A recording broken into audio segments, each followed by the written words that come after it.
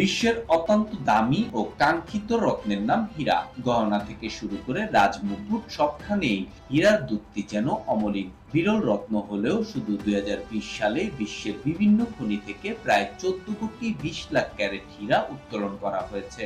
১৮৭০ সালের পর থেকে আফ্রিকা, বিশেষ করে বতসোয়ানা ও দক্ষিণ আফ্রিকার খনিগুলো থেকে সবচেয়ে উৎকৃষ্ট মানের হীরা উত্তোলন করা হয়েছে। হীরার প্রায় ৮০% শিল্প কারখানায় ব্যবহার করা হয়। বিশ্বের কোন দেশগুলো থেকে সবচেয়ে বেশি হীরা উত্তোলন করা হয় তার একটি তালিকা করেছে ফ্রান্স ভিত্তিক বিজ্ঞান বিষয়ক ওয়েবসাইট ফিউচারা সায়েন্স। ২০২০ সালের হিসাব অনুসারে তালিকাটি করা হয়েছে। রাশিয়া ১০ বছরের বেশি সময় ধরে বিশ্বের সবচেয়ে বড় হীরা উত্তোলনকারী দেশ হিসেবে অবস্থান ধরে রেখেছে রাশিয়া।